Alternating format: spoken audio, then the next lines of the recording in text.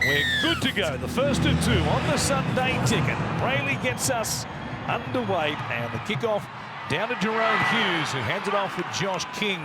First real scoring chance of the game goes to Melbourne as Munster feeds it through Liero, then Hughes. Quick ball, Katoa into a massive hole. Hughes celebrating in the background. First chance they get, they come up with points. Pressure continues on here on Cronulla. Grant almost side saddle out of dummy half. Hughes fends away from Nickera, beats Brayley as well. Puts a kick in to Pappenhausen. Flying in, Ronaldo. Mulitalo saves the moment for the Sharks. And here he is now at first receiver. Kennedy feigns a kick. Good ball. Talakai! Did it touch Farlongo? Pappenhausen is there to remind him. The two pick up from where they left off in round 11 at Shark Park. 5 metres out. It's Kafusi charging towards the uprights. The Sharks looking to break their duck here today. Oh, he's gone close there in the attention of Uto Ikamanu. Back to Trindle. Out the back for Hines. Tries to tip it on. Straight to Farlongo. It's Farlongo versus Kennedy. He's short, but boy, he can run, and he runs away from the Sharks fullback. Sua Farlongo flies through the air on a 100-metre run to make it 10 points to 0. Make that tackle. Hines puts boot to it. Coming in, Farlongo towards the ball again, backs away from it. Trindle! He got there. If there wasn't a knock on, it's play on and a try to the Sharks. Hanging on too long, the Sharks right there. So Liero, no hurry here. He was burn one as they get themselves set either side of the field. Munster working on the left. Harry Grant from dummy half. You're all over him. Began with a bit of rain around. Now sunshine, blue skies above. And it's Nico Hines that they've got. Across the ball, takes out Xavier. Just cuts across his line, it's only a slight touch. Bumps Coates into Ramian. Baby Park. Strike away to the right-hand side. Not a good strike at all, and it only comes down mid in goal, and Mulitalo brings it back. Well, that's a double disaster for Melbourne. That's a big win from the Sharks, isn't it? So they play the ball from Munster. Hughes to put the kick in again. End over end. Comes down here. Katoa's there. Makes the catch. Gives it to Meany. An absolutely brilliant play by Eli Katoa. That's incredible athleticism from the big man. The day started with him. Scored the opening try off a beautiful short ball from Hughes. And now he breaks the game open for the Melbourne Storm in the second half. Grant comes back to Wishart. Here's Hughes. Katoa. Cutter ball. Farlongo for the corner. He flew again. Boy, it was close. Did he touch the line? Even he doesn't know. The referee says yes. Boy, this is close. His foot is on the touchline here. We have a decision. They're playing here for Grant. Comes across to Hughes. They just kick towards the corner. That's all they have to do now. In fact, they won't reach the corner. Katoa's there again, and he beats Kennedy again. Hughes is there. It's the Eli Katoa show. We're going to have to win 6 of their last 8, and we know that history says you've got to be in the top 4 to be a chance. As the kick from Katoa goes straight to Sua Farlongo. It is that kind of afternoon, and here he goes again. We know Kennedy can't go with him, neither can Fanua Blake. Oh, he got a piece of him. No! He's done a hamstring. They've had all the chances in attack in the second half. The Sharks has Asimasola. And it goes to Liero. He had 3 grabs at it. I think he got there in the end to bring it down safely. They taken down the Sharks 30 points to 6. Craig, I guess your thoughts initially. Yeah, the scoreboard got away us in the end, yeah, I don't want to sit here and applaud that sort of scoreline, but it was far better than what we dished up last week. So the hardest stuff that we were looking at, we want to see improvements in. I thought it was a pretty even contest, to be honest, and then some Yeah, I thought harsh moments or calls in the time gave them the points they needed to get away with it in the end. But little things on our part, our attention to detail when we are going like that, we need to improve that. But as far as the defence, the scoreline again blows out. But I thought we actually improved quite a bit. In the call, they were sort of saying that they felt you Sharks just weren't going away. Was that what was most pleasing for you? Definitely. Yeah, that's what hurts. Again, the scoreline looks like we just got dusted pretty hard. We can't hide from that, we won't. But the things leading up to that I saw when nothing was going our way, and we know we're not playing great, but we wanted to see some spirit. And we had a game like this a couple of years ago where Penrith put about 30 on us. I think he broke the tackling record and sort of springboarded us into reset what we're about. And that was the most pleasing part in a disappointing loss. Does it feel like that this is enough to sort of reset? This week was all about honesty and facing up and having those conversations. Do you feel like this was the springboard for that? Yeah, because you could, we conceded tries from execution or attention to detail things, not from not turning up. So, big difference. Scoreline still hurts, but it's a big difference. Cam, did you feel like you were still very much in the game, after about sort of 50, 60 minutes? Yeah, definitely. I thought that first half, camped them on our try line a fair bit, but some of the defence there and turning up and then in and out of trouble, outstanding. And then a couple of tries against the run of play there. It's footy, but just back up the coach there. I love the fight, and the scoreline's not going to reflect that. But as a group, we know that was a much better performance today, and now it's about what we do the next couple of weeks leading into our next game. Did it feel like maybe, the bounce of the ball went against you, or you mentioned maybe a couple of calls were like 50-50 and...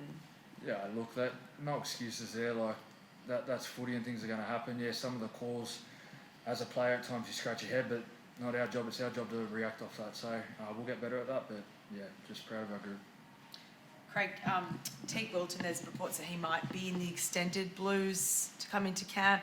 How big of achievement would that be for him just to be sort of in and amongst that arena? Yeah, really good for Teague. I think, we've missed him quite a bit this year. He's been sort of in and out, and obviously he only got through half a game last week, but showed what he's about today. And he's an emerging leader for us as well. He's got some attributes there that he's an impressive young man, so it'll be great accolades for him. Obviously the loss has major table ramifications with you dropping out of the 8, and do you feel like would you look at any personnel, maybe not personnel changes, but even positional, for instance, obviously Nico used to play fullback when he was at the Storm, and is that something you'd consider? No, he's not playing fullback. No, that's 4 or 5 years ago now. So we've just got to we've got to get the best out of our best players and work hard at that. And the execution of some things definitely was off today, but you can't get everything in a week. And from where we're at, it's just we had to improve the stuff we value most, and we did that today. But ultimately, the scoreboard won't indicate what we wanted. Is this bye timely for you, sort of to?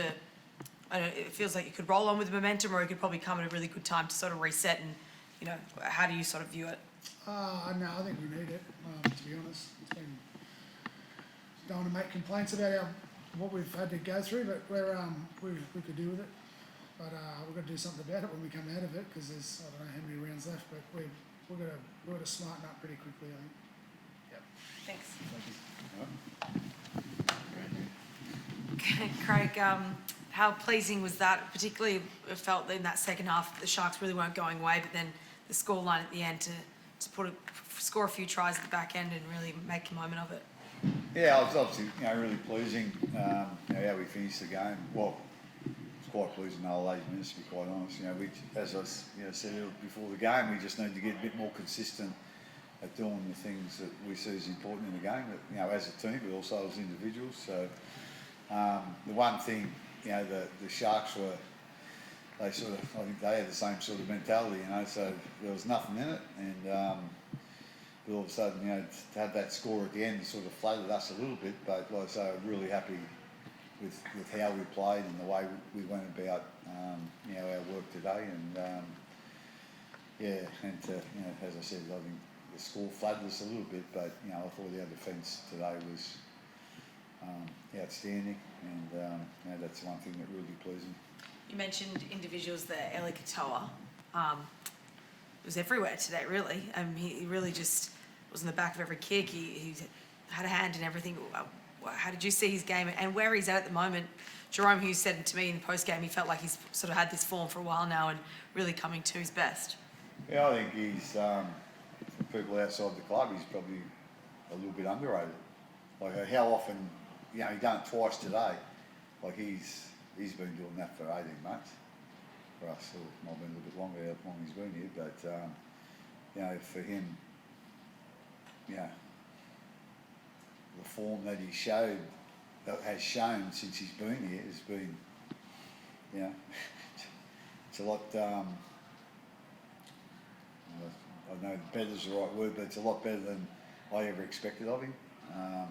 He's one talented athlete, to be quite honest, but he's also got that want and drive to work hard, to make sure that ability that he's got, he can produce it each and every week, and like I say, he's one bloke that never ever lets us down, but to come up with a couple of those plays today, like they were massive plays, and there's not too many back rows in the game that could do what he did today.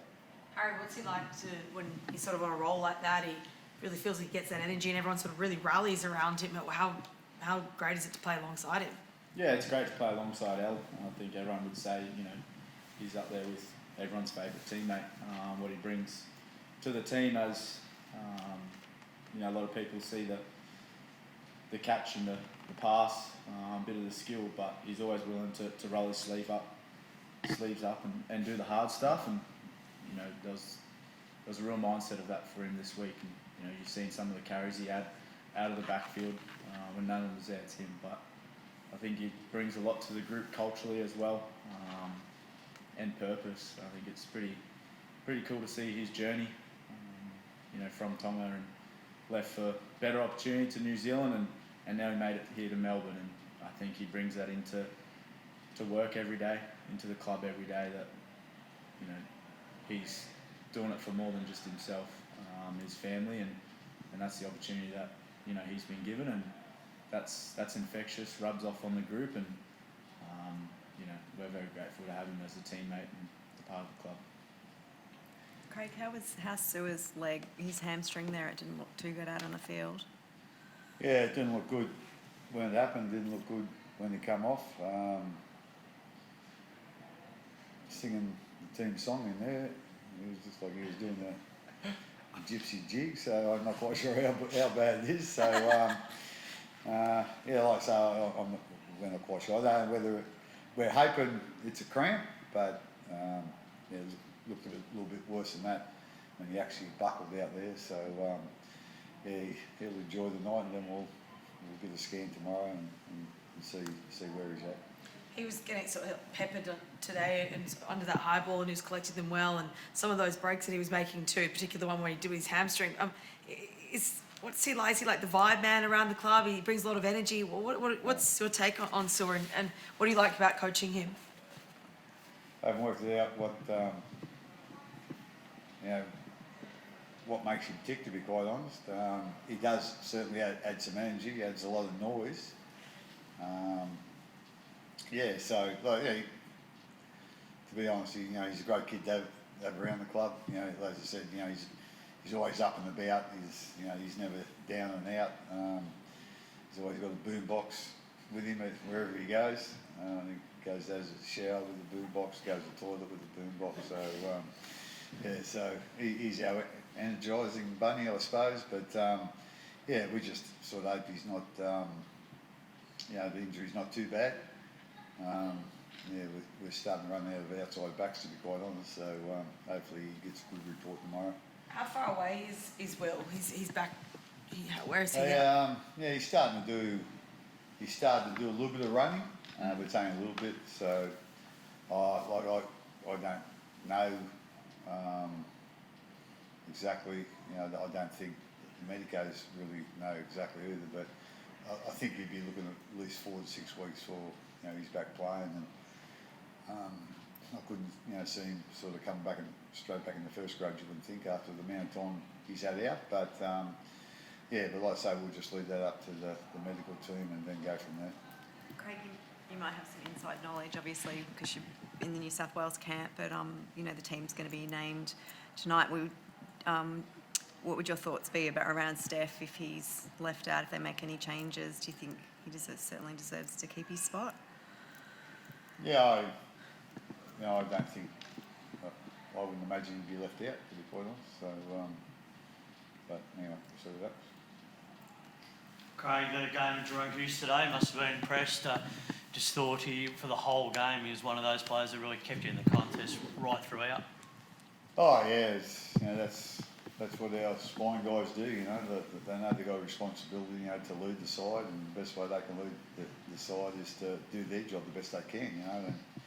And usually, he's had a bit of a difficult season with injuries, to be quite honest, and but he's shown a lot of courage to get out there and play the footy he's played this year. And today he was, again, when we needed our spine to stand up, they did, and he was certainly a big part of that.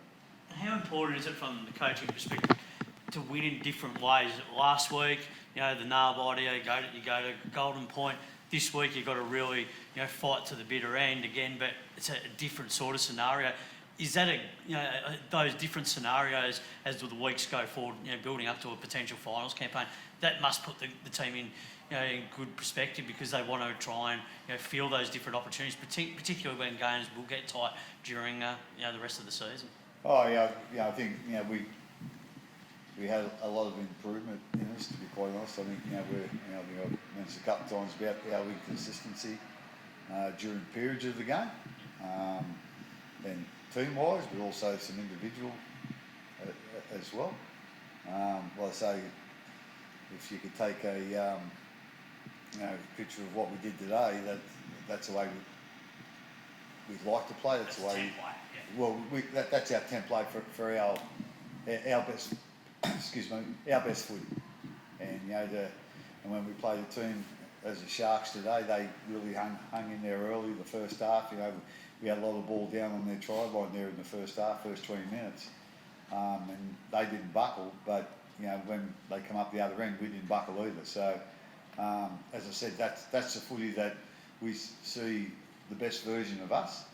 And as I said, we just need to get a bit more consistent with that. And I thought, we did that today, and hopefully we can carry on with that for the rest of the season. Right, if Silver is to miss time, and you still have Will, a fair way back, what's going to be the solution out wide for you now? Your backs are pretty depleted at the moment. Harry wants to go on the wing, so Less tackles, I think. yeah, less tackles. I'm not quite sure. Harry's little fat fella would work out on the wing, but you need a bit of tallness and you need a bit of speed, so that counts in. What about Sewer? He's got speed. Yeah, like I say, it's going to be. We might have to, change someone's position to get out there. We've had Joey Chan play a little bit in the centres, during the earlier rounds. I think a guy like Alec McDonald, I think he's got the pace to do it, but putting him out there is certainly a different role to what he's been doing. So. We'll have to think about that, and it's been a bit of a struggle the last couple of weeks, with Will being out for so long and the other guys getting injured. So we'll have to sit down and have a think about it and have a bit of a take everyone's opinion on board, and then go from there. But I think we'll certainly have someone playing our position. Thanks, Harry. Thank you. Thanks, Harry. Thanks, Harry. Team.